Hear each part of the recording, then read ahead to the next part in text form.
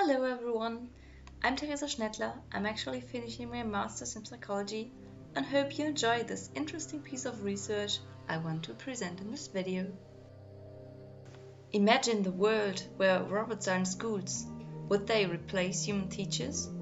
How could they positively influence learning and teaching? Sounds interesting? So keep watching. Natalia Reich-Stiebart and Friederike Eisel conducted an online study at University of Bielefeld.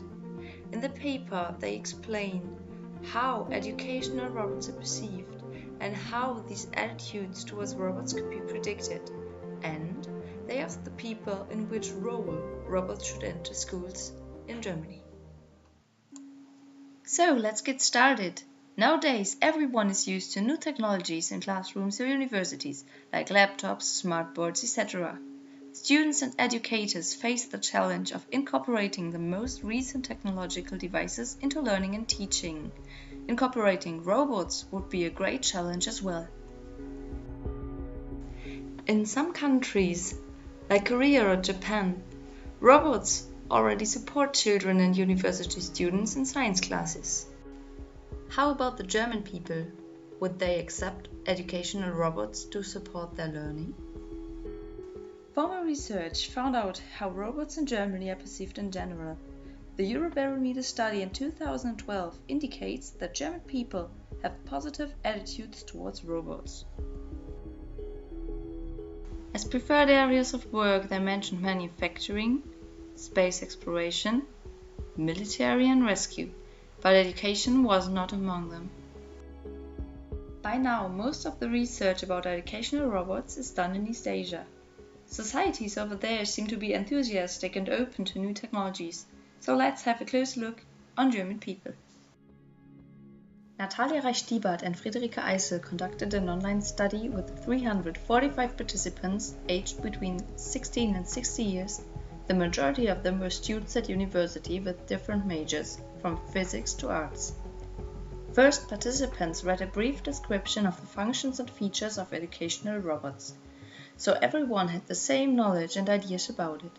Afterwards, all participants were asked to which extent they hold negative attitudes towards educational robots.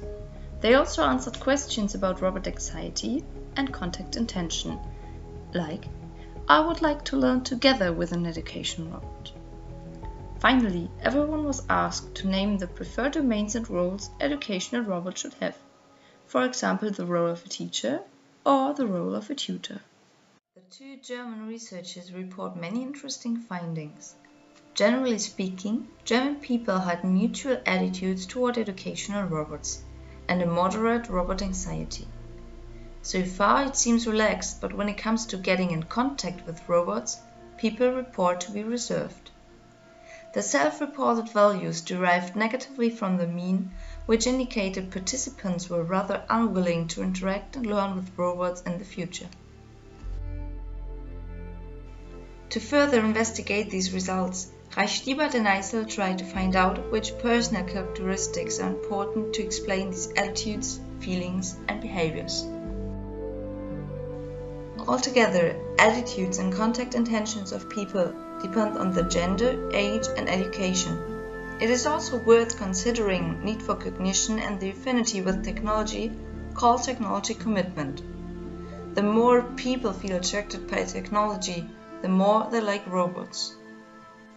Many practical implications derive from the last research question.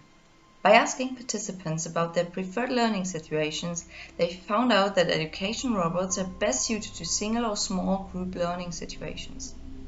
In these contexts, robots should inherit the role of a teaching assistant or a tutor, not the teacher itself. Talking about the fields of application, students agreed to apply educational robots in STEM-related fields like math and physics, but not to social or artistic domains. Interestingly, robots seem to be suited to teach foreign languages, but not German. So, what do you think about this paper? For me, it provides fruitful insights into a field less investigated by now and can be helpful to implement educational robots in line with the expectations of potential end users. Of course, some limitations of this research have to be mentioned, like the written description of robots, or the sample which is mainly restricted to university students and therefore is maybe a little too homogeneous. From a more general perspective, it is important to provide further empirical evidence on how aspects like culture, robot type, and individual characteristics influence attitudes towards robots.